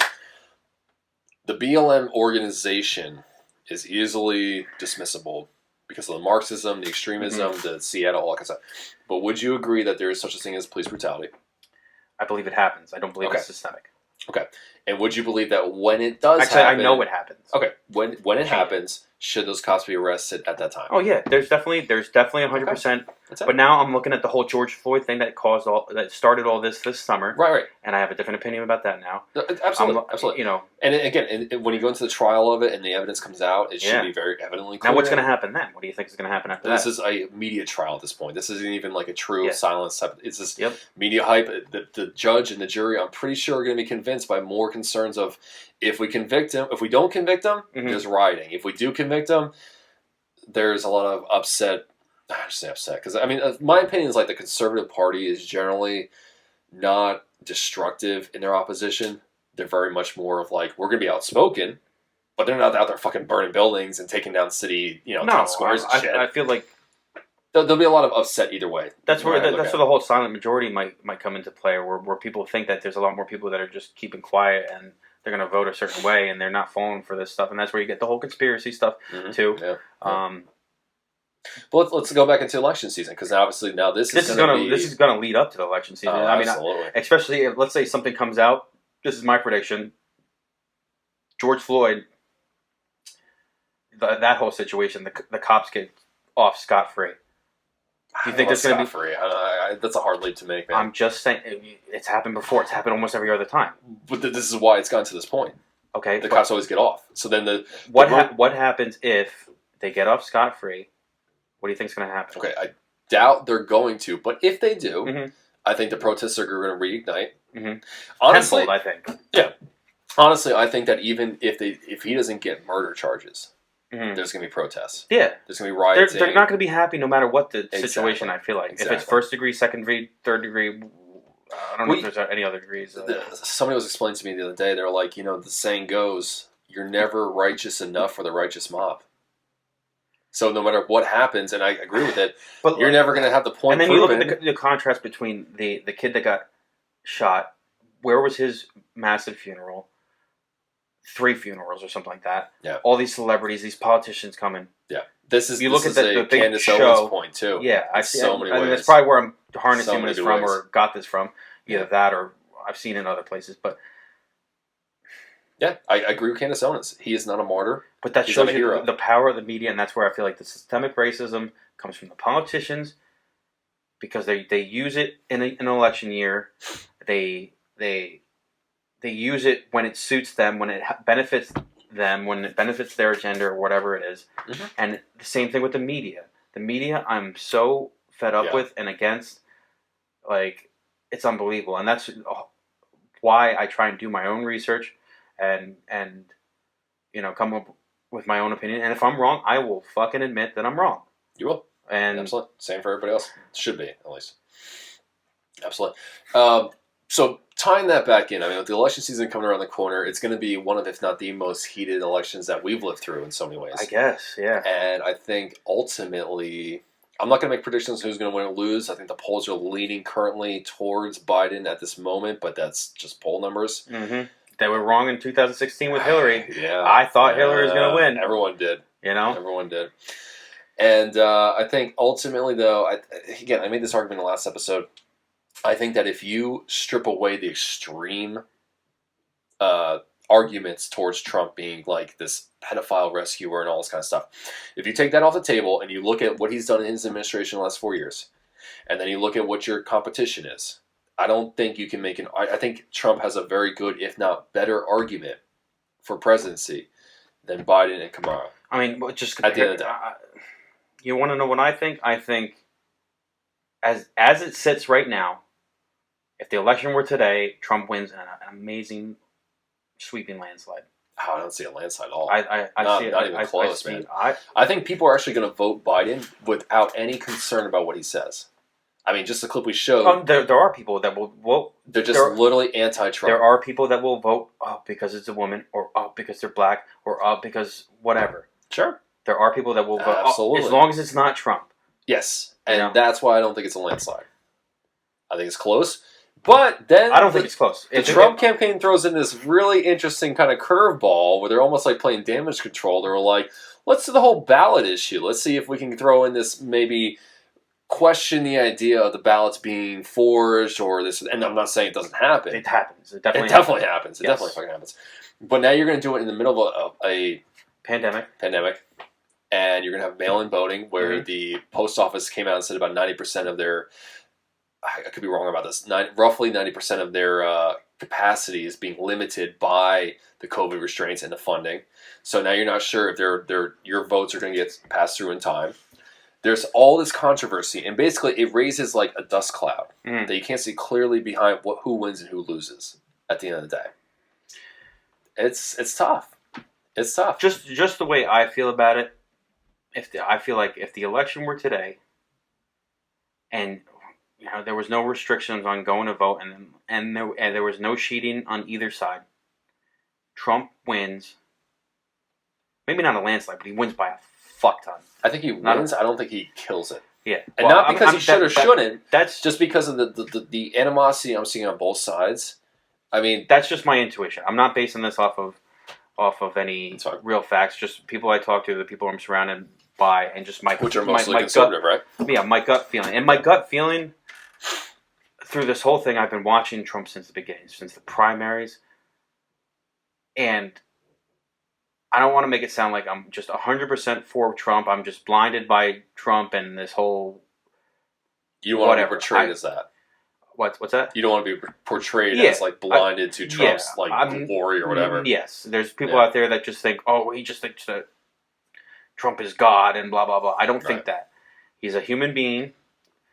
He has done some amazing things just by being president alone. I think that's pretty amazing. I mean, just how he went through the primaries, how he defeated all them Republicans in the primaries. Jeb Bush. I mean, did you see the thing where he changed his website, Jeb Bush's website, to Trump's website? No, did he do that? Yeah. Jeb Bush's campaign website was like about to expire, and they went in there and redirected it to Trump's website. All right, that's not exactly presidential glory per se. No, I mean it's some funny shit. It's just, yeah, it is. Like funny shit, you go to Trump's website right now. You know pretty badass. You know that after the hashtag, you know what happens after you type just a bunch of random letters, right? No. Let's do it right now. All right.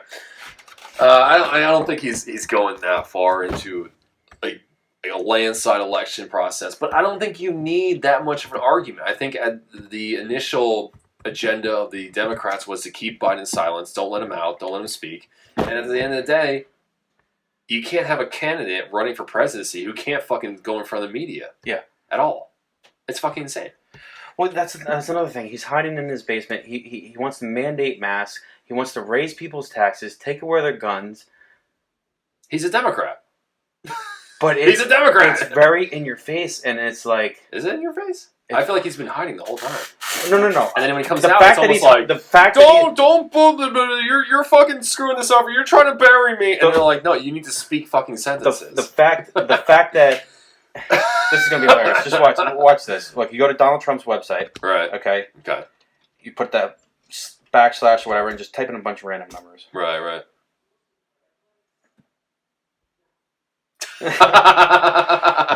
It's genius. But that fucking genius. that just shows that Donald Trump has a sense of humor. And he does. He definitely has a freaking hilarious. He's got a sense of humor. There's a difference. And look at the names he comes up with. That's not a reason. Operation Warp Speed. Yes. What did he say? The super duper missile or something like that. I call it the super duper missile. He's got a sense of humor. Absolutely. But that's not a reason to vote for him. No, it's not. You got to look at what he's done, what he's signed, what his administration's put forward. And that's only benefits of him being president for the last 4 years. The evidence is clear. It's debatable. But in my opinion, I'll make a point. You can correct me if I'm wrong. Like I said, I got into this after 9/11, into politics. So don't ask me too much about the whole Clinton years because I was young then. Okay. I only know what's in the history books, just like JFK or Reagan and stuff like that. Yeah. When I started paying attention was 2011. From then on, I started really following stuff. Okay. Damn, I totally forgot what I was going to say. Okay, well let's bring it back. Basically, what was I just talking about? You were going to make an arguing point for him because I was trying to say that like no matter how funny, Okay, I got it. I'll get back to it. So basically, I've been following politics. I only base my decision for who I want to be the next president based on their policies, which you should, and their platform. What they're running for. I know that Democrats feel a certain way on abortion. They feel, it's always got to be split up. It's always got to be right.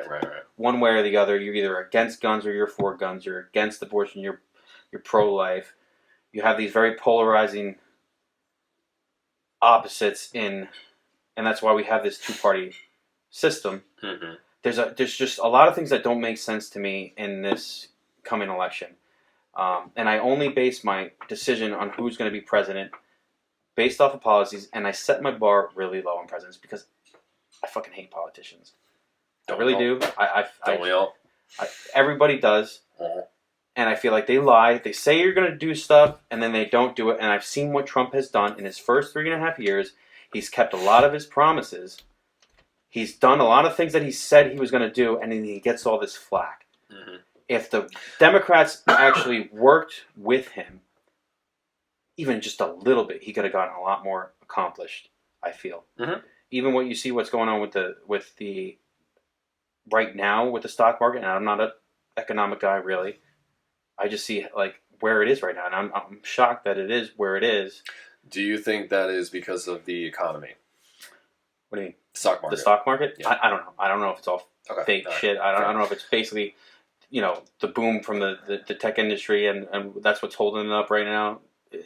It's a very long separate debate, but I just want to make sure you weren't making the distinction that is his economic produce. Now it is.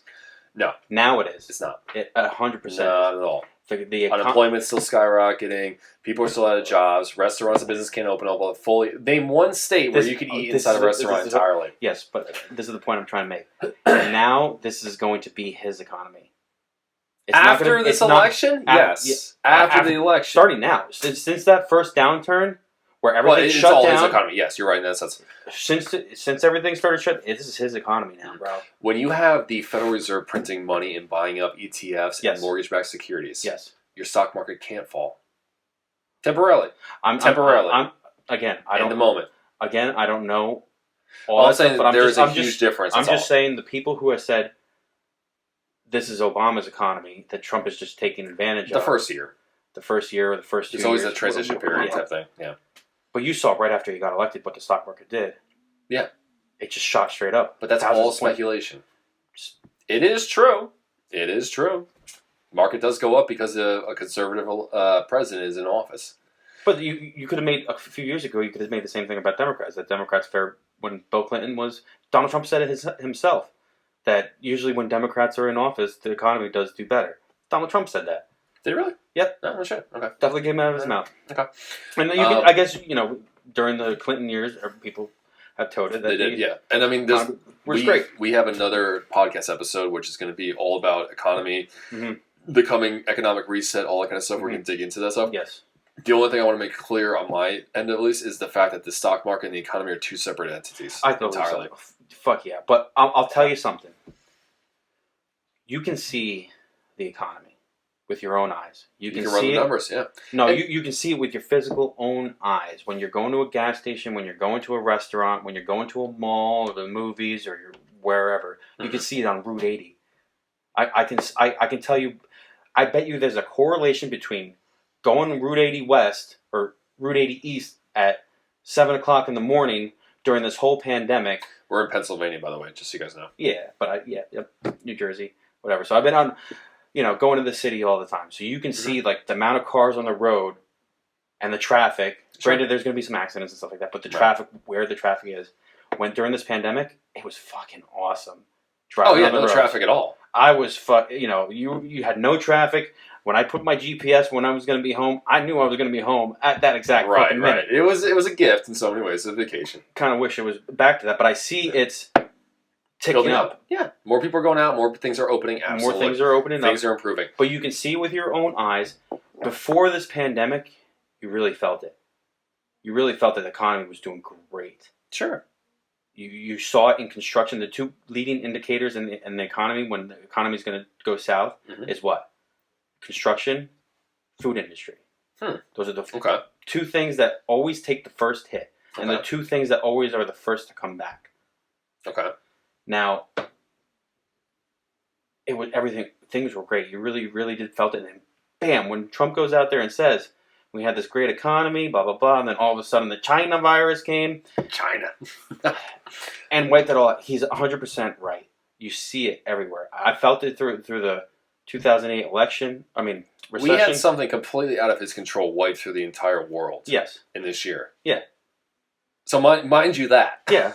I mean, there's so much of the current economic state that you have to. Again, we'll go into the next episode we go into. But that's what the point I'm making is now it's his right now. Right now. This has nothing to do with the virus.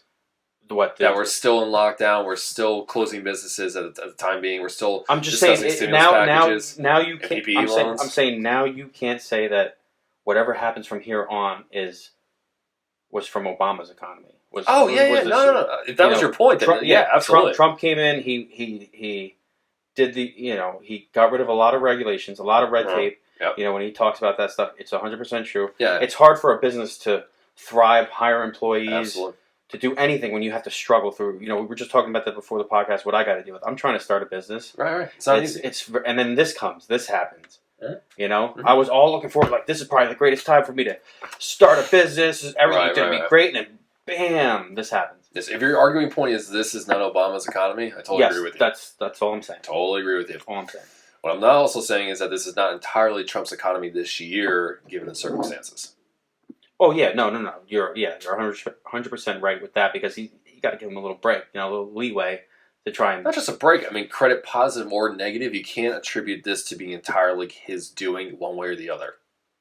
You can't say that the unemployment. Again, we'll get into this in the next episode because it's a deep fucking conversation to have. No, I understand what's going on with the Federal Reserve and stuff like that. And what you're leading into, it's all tied in the repo markets, the economy, the housing market crisis. I believe all that also ties into Q as well, where you start watching the X-22 report, you start seeing the ties between the economic. I believe the X-22 report is called when he says he always introduces welcome to the economic collapse report or something like that, the global economic collapse report. Okay. And he talks about a coming financial reset. Yes.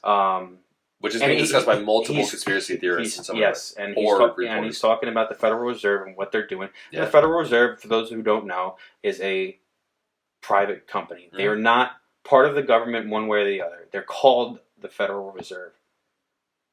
Correct? Correct. separate banks, separate owners. Got quiet for a second, so I was like, oh, maybe I'm wrong. No, you're right. You're right. So they really have nothing to do with the government. So I think the president of the United States. Well, it's not that they don't. They are also very much tied into the government too. So like the president of the United States, I guess he can pick who is the chairman or whatever the leader. It's a recommendation, I believe. Recommendation. He can't just say, "I want this person." Yeah. But they typically go with whoever the president picks to go there, like Greenspan or Greenberg, whatever his fucking name was. Greenspan. Alan Green something. Mm-hmm. Yep. Who is it now? I don't even know who it is now. This is a long topic, man. We get on this train, we're never gonna get off. All right, let's just stick with the election for now. Yep. Maybe our next one. But the point is, at the end of the day, there's many arguing points that you can make for or against Trump and for or against Biden for your election season. Most of it is kind of like divided by the party lines at the end of the day. But I mean, that's why I feel like if the election were today, I don't think it'd be a landslide. I don't think it'd be a landslide. I just have this gut feeling that whatever it is, either... Do you surround yourself mostly with conservatives? Yes, and that could be... That's probably where it comes from. Probably where it comes from. Yeah. I agree. The polling numbers are showing Biden with a lead right now. And today's like August 15 or whatever. After 2016, I don't even trust the polling numbers. I won't believe any of it. You can't trust the polling numbers. But what I'm saying is it's not a landslide. Yeah, even that there's a guy who predicts the outcome of elections, and he uses the 7 keys or something like that of the presidency. Did you hear about that guy? I've heard rumors about it. And he's predicted like every election since 1984 or something like that. Mm-hmm. And he uses these certain factors in what's going on, whether it's social unrest, the economy. Right. These certain, factors, stuff that I can't even get to. So he's predicted every single one. I think he's wrong this time because he predicts Trump will be the first president to lose re-election based off of whatever reasons he goes into. He'd be the first president to lose a re-election process? Based on for whatever reason he said. It's not... He basically makes the case that Joe Biden wins, Trump loses. Yeah. End of story. I mean, that's his official prediction. One theory I have based heard, off of his 7 keys or whatever, I just think he's wrong. Yeah. I've also heard a theory that the experts on Wall Street are making the same prediction that Biden's going to win. And the reason they're making that prediction is because Wall Street theoretically wants Biden to win. Wall Street does? Yeah, it's fucking nuts, dude. I'll show you Really? articles. Yeah. Why would Wall Street want Biden to win? Because they want more spending right now. But they want more taxes? They do, because the taxes is going to go... Well, the taxes are going to be widespread, but the amount of spending that they can do, or they can sue, would cause the Federal Reserve to continuously printing money and keeping their interest rates low. If they keep their interest rates low, Wall Street can keep making exuberant amount of fees, exuberant amount of loans, etc. I'm not saying it's right or wrong, dude. I'm just saying their predictions from what I read online. But that could be all like that. etc. That's all Wall Street shit. That's all fucking phony ass fucking. What I'm saying is a prediction. It's a prediction, and then everyone has a prediction at the end of the day. So you can't trust one or the other necessarily. But I'm saying many people are making different predictions. The point I'm trying to make with that is the corruption involved in Wall Street. What's going on today? You saw what they did with the China virus, or whatever, COVID-19. I mean, it's nuts. It's fucking nuts. You saw what those senators did. You heard about that, right? Where they had this Republicans and Democrats. They had this meeting about the coronavirus. They knew what was going to happen. They knew it was going to have massive, just drastic changes in the repercussion. There's the word. There's the word. Repercussions in the economy. All right. And it was basically going to tank, and they all knew this. They were all privy to this information. The ones who sold off ton of their stock. And they sold off. They wrote it on the way down. They wrote it on the way up. They made so much fucking money. Yeah. Feinstein was one of them, I believe. If you're a senator or I guess any sort of government official in so many ways, you have access to this information before other people. You have insider information. And you don't consider that insider trading? Shouldn't these people be held accountable when they are down to the T? They're being charged for it. I don't know I what hope so. I hope they are. I know they're being investigated. They're being investigated. I'm pretty sure there's charges being pressed against them. I don't know what the outcome's going to be necessarily, but I agree with you wholeheartedly. They should be charged at the end of the day. For all that kind of stuff, it's complete bullshit. But that's another topic for a later time. Yeah. At the end of the day, I mean, this is going to be one of the most heated, if not crazy fucking elections. Oh yeah, I feel like right now we're at a simmering point. There's going to be a Yep. boiling point. Obviously, Yep. it might be an October surprise. I You know got who a I'm lot going of to vote shit for. on this. I There's am a voting lot. for Donald Trump and JFK.Jr. as VP. You're gonna write in JFK.Jr.? Yeah, he's going to be on the ticket. Is he really? Yes. That's awesome. All right. Well, on that note, we're gonna wrap this up. We are definitely going to cover this election pretty much for the next 3 months. I'm sure we're going to be coming back to it. Q stuff, I think we're going to be talking about as well, and the BLM. I think it's all kind of tied And into itself. Epstein. We'll talk about. There's stuff going on with Assange. You're not hearing about like the stuff that's going on. He's still in the picture, huh? He's still in the picture. Okay. There's a lot of stuff. I feel like we're gonna keep talking about Q. We're gonna talk about the economy. Mm-hmm. Talk about what's going on. Well, I think we got we got another episode after this, and I think September we should definitely start diving into the economy. Oh yeah, we're gonna try and put one out every couple of weeks. We're gonna try and do better every time. Let us know what you think. Like and subscribe. Leave us your comments. If you want to see us keep doing this stuff, then just let us. We're gonna do it anyway. We're gonna do it anyway. Just like and subscribe. Just do your thing, man. We want it to grow. Okay. All right, guys. Thank you. Till next time.